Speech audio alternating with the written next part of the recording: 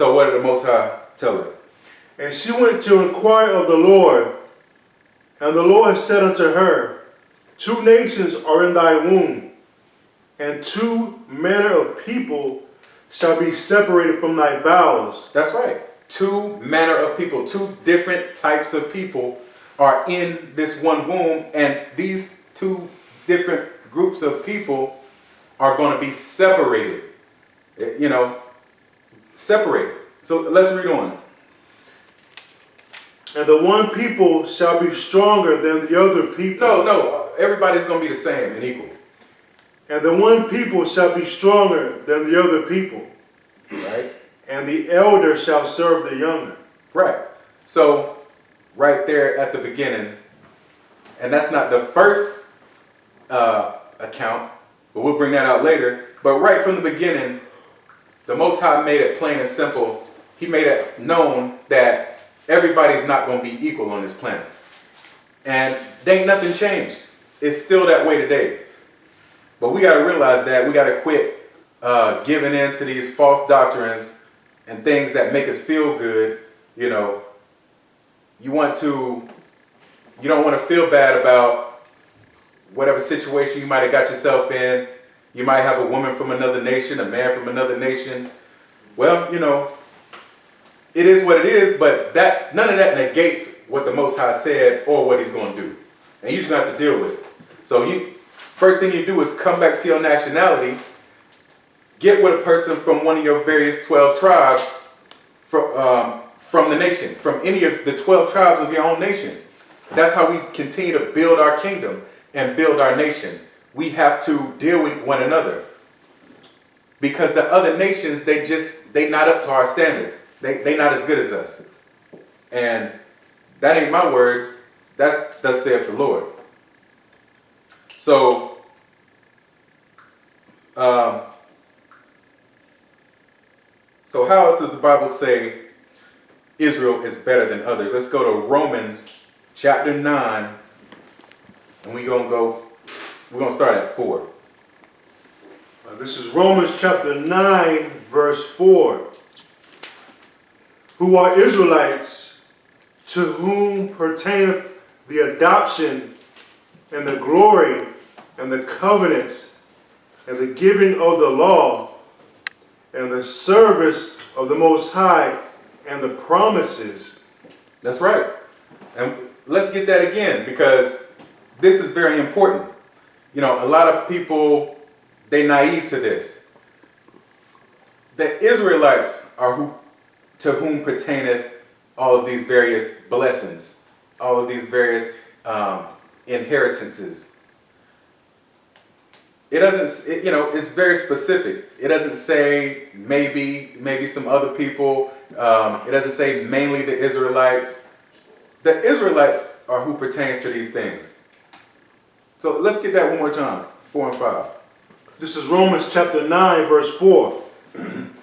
Who are Israelites, to whom pertaineth the adoption. That's right, and that's a real major stumbling block for a lot of people who's caught up in Christianity. Mm-hmm. The adoption. They believe that anybody can be adopted into being an Israelite. Anybody can be adopted into the Most High's chosen. But here, plain as day, it says the Israelites are who pertain to the adoption. It doesn't say everybody. It doesn't say whoever calls on his name. Right here in Romans 9 and 4, it says that Israelites are whom pertaineth the adoption. And that, that's a hard pill to swallow, but hey, you just gotta man up, because it ain't gonna change. So let's go get some good rest of that. Who are Israelites, to whom pertaineth the adoption and the glory and the covenants. That's right. That's another thing. Now the glory and then the covenants. Covenants with the S. The old covenant and the new covenant to come. These things only pertain to the Israelites. It doesn't say anybody else is involved in that. And we just read the Bible. Read on.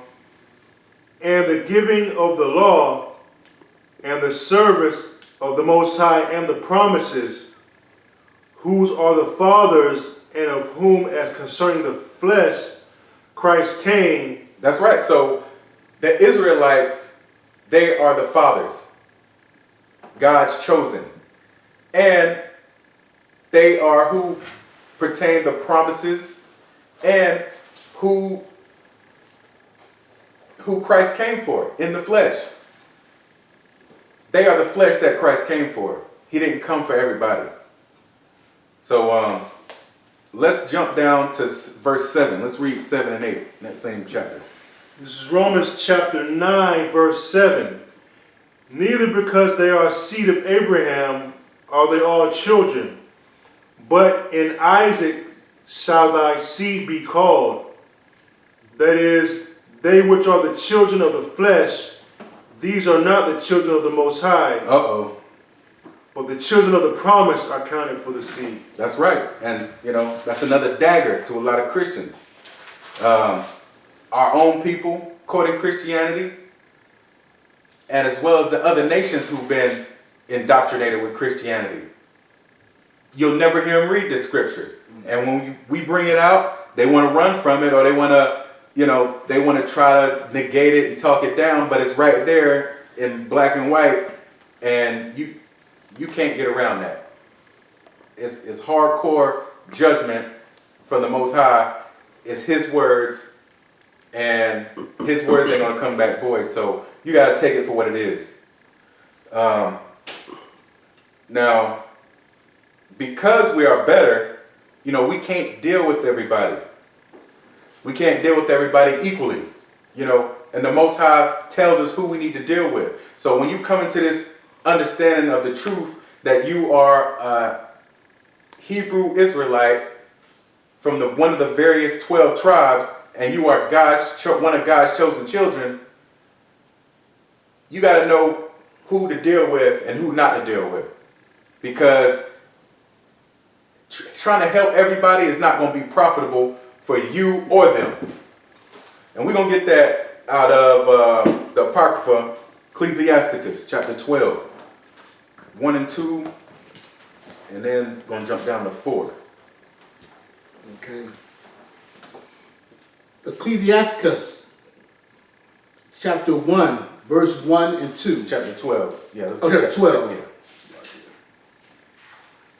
Yeah, because this is a lot of Christianity. They're saying, oh, y'all Hebrew Israelites, you're always out on the corner. We don't ever see y'all helping nobody out. You're not handing out bean pies and bologna sandwiches to people. Y'all ain't doing nothing to help the community. Well, let's see what the Lord said. All right, it's the book of Sirach, chapter 12, verse 1. When thou wilt do good, know to whom thou doest it. That's right. Know who you helping out.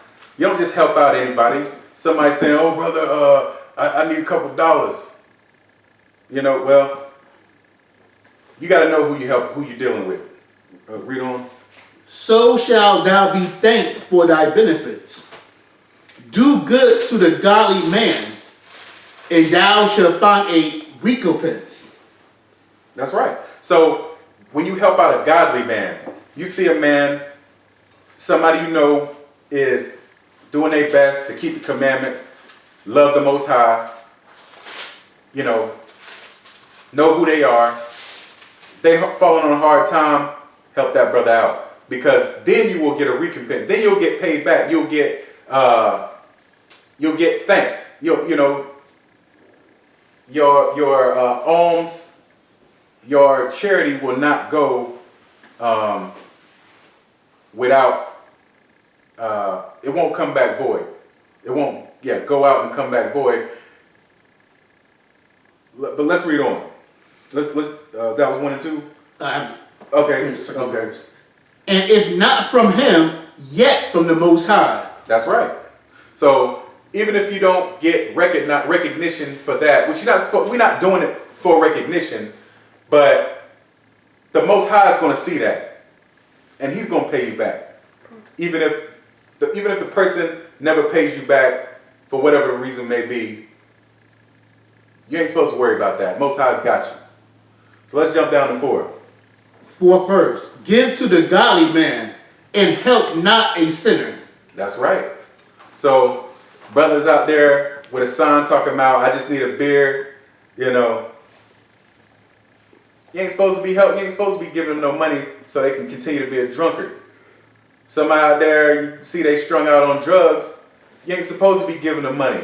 You might as well be buying them drugs. That's going off. Give to a godly man.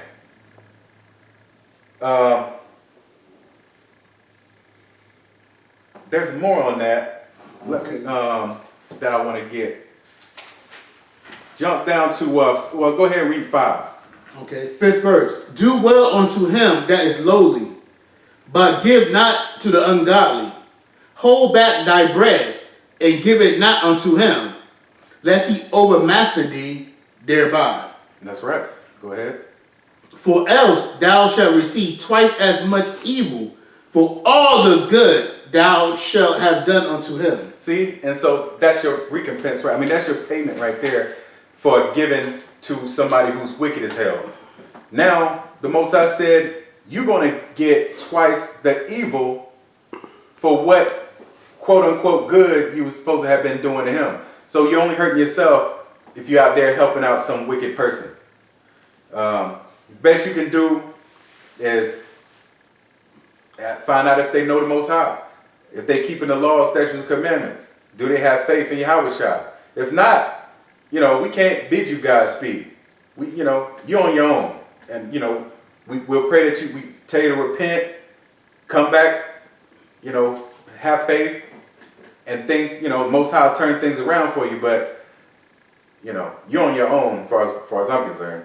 You know, I ain't going to put that on everybody, but, you know, people might say I'm hardcore, but the Bible said it right here. You ain't supposed to be helping everybody out. So let's move on and let's get Deuteronomy 32 and 8. Deuteronomy chapter 32, verse 8. When the Most High divided to the nations their inheritance. That's right. So everybody don't get the same thing. The Most High divided to the nations their inheritance. Go ahead. When he separated. He separated. He didn't bring everybody together. He don't want everybody to be on one accord.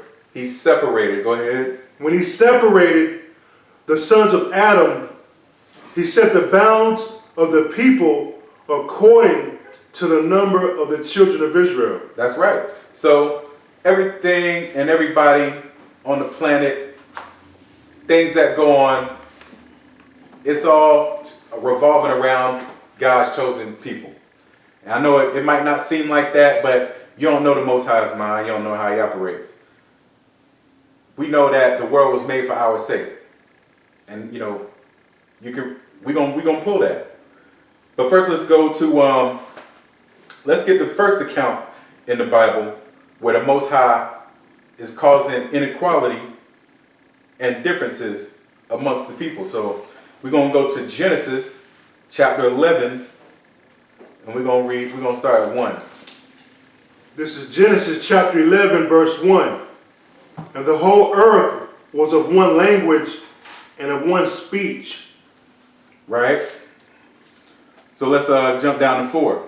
Verse 4. And they said, Go to, let us build us a city and a tower whose top may reach unto heaven, and let us make us a name, lest we be scattered abroad upon the face of the whole earth. Right. And so this is everybody on the planet all as one, all together, all with the same speech and language. And now they devising a plan where they're going to build a stairway to heaven, if you will, which is wicked. You ain't supposed to be trying to seek out the Most High in that way. You're supposed to seek his face by doing what he says. So let's see what happened. Let's jump down to 6. Verse 6. And the Lord said, Behold, the people is one, and they have all one language.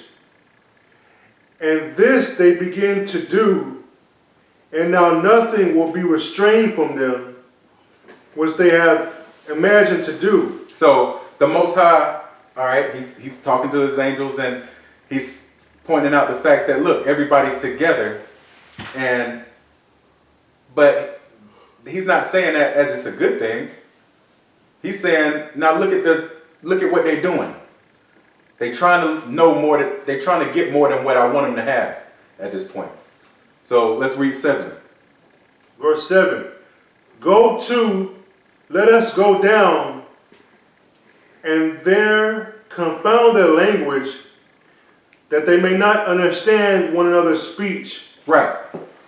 So the Most High don't want everybody together. He don't want everybody doing the same thing. He don't want that equality that people think we're supposed to have. Let's read 8. Verse 8. So the Lord scattered them abroad from thence upon the face of all the earth, and they left off to build the city. That's right. So they wasn't building that no more. The Most High scattered them. He scattered them. He confounded their language. Now everybody speaks different languages. And now he can rest in peace. He don't have to be worried about people trying to creep up on him and build a ladder to him, which is wicked. You know, we ain't gonna